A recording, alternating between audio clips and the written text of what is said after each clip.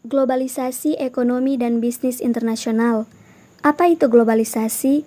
Globalisasi merupakan suatu kondisi saling tergantung dalam jaringan internasional yang meliputi transportasi, distribusi, komunikasi, dan ekonomi yang melampaui garis batas teritori suatu negara. Pendorong dan faktor globalisasi. Yang pertama, dorongan pasar atau pasar dunia merupakan pasar yang sangat potensial. Yang kedua, dorongan biaya untuk meminimalkan biaya produksi, mendorong banyak perusahaan untuk menjadi perusahaan global. Yang ketiga, dorongan pemerintah. Adanya perjanjian antara negara seperti AFTA dan NAFTA. Dorongan persaingan. Adanya persaingan yang semakin ketat, baik di pasar domestik dan pasar internasional. Yang kelima, faktor lain. Faktor perkembangan teknologi dan informasi yang cepat mendorong semakin cepatnya globalisasi yang terjadi. Faktor globalisasi ada 3, yaitu kedekatan, lokasi, sikap. Kesepakatan penting. 1. General Agreement on Tariff and Trade. 2. North America Free Trade Agreement. 3. Europa Union. 4. Association of Southeast Asian Nations. 5. World Trade Organization. Neraca ekspor-impor. Neraca ekspor-impor atau neraca perdagangan adalah selisih nilai dari transaksi ekspor dan impor suatu negara. Di saat impor suatu negara lebih dari ekspor, itu disebut defisit. Sedangkan saat ekspor suatu negara lebih dari impor, itu disebut surplus. Neraca pembayaran merupakan aliran uang masuk atau keluar suatu negara. Nilai tukar atau kurs, nilai dipertukarkannya mata uang suatu negara dengan mata uang negara lain.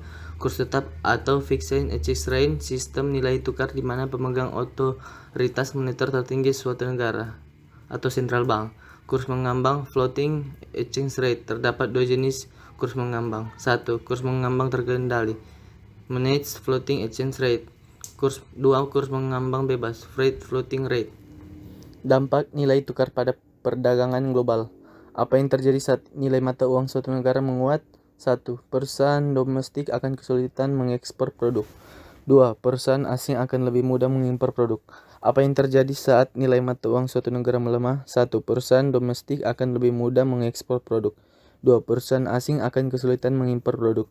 3. Perusahaan asing dapat berinvestasi dalam fasilitas produk-produk domestik. Keunggulan bersaing. Keunggulan absolut apabila suatu negara dapat memproduksi suatu barang dengan harga yang jauh lebih murah dan atau dengan kualitas yang lebih tinggi bila dibandingkan negara lain. Keunggulan komparatif apabila suatu negara dapat memproduksi barang secara lebih efisien atau lebih baik daripada barang-barang lainnya. Keunggulan bersaing nasional. Kondisi faktor, kondisi permintaan, industri terkait dan industri pendukung, strategi, struktur, dan persaingan perusahaan. Go internasional. Setelah memutuskan untuk go internasional, sebuah perusahaan harus memutuskan tingkat keterlibatannya. Ada beberapa kemungkinan. Yang pertama, eksportir. Kedua, importir.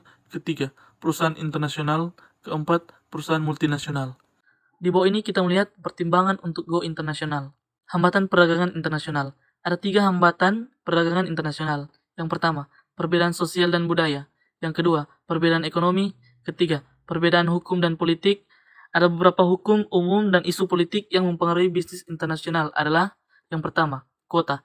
Pembatasan jumlah jenis tertentu yang dapat diimpor ke dalam suatu negara. Yang kedua, embargo. Instruksi pemerintah yang melarang ekspor dan impor produk tertentu atau seluruh produk dari negara tertentu. Yang ketiga, tarif. Pajak yang dikenakan atau produk-produk impor. 4. Subsidi. Pembayaran pemerintah untuk membantu bisnis domestik bersaing dengan perusahaan asing. Kelima, peraturan kandungan lokal. Hukum yang menuntut bahwa produk-produk yang dijual di negara tertentu paling tidak sebagian dibuat di negara tersebut. Keenam, proteksionisme. Praktek melindungi bisnis domestik dari persaingan pasar bebas. Yang ketujuh, kartel. Asosiasi produsen yang bertujuan mengontrol penawaran dan harga. Kedelapan, dumping. Praktek penjualan suatu produk di luar negeri dengan harga yang lebih rendah dari harga di negara asal.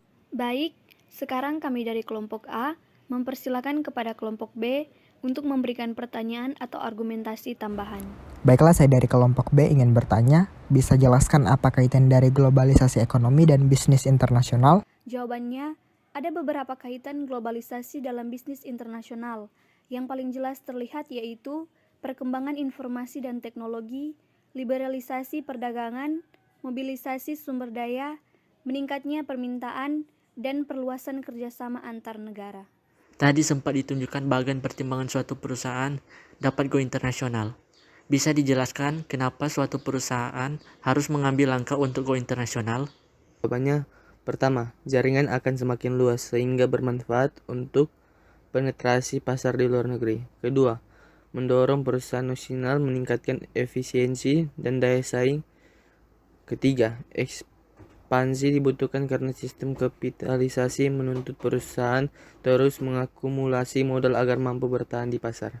Sedikit tambahan bagaimana cara perusahaan dapat meminimalisir dampak negatif terhadap perdagangan internasional. 1. Memperlakukan sistem kebijakan perdagangan internasional. 2. Memperlakukan efisiensi terhadap pengelolaan sumber ekonomi negara. 3. Melakukan pengembangan terhadap iptek. 4. Memberikan perhatian khusus terhadap industri dalam negeri dengan pemberian subsidi. 5. Mengikut sertakan negara untuk melakukan kerjasama ekonomi internasional.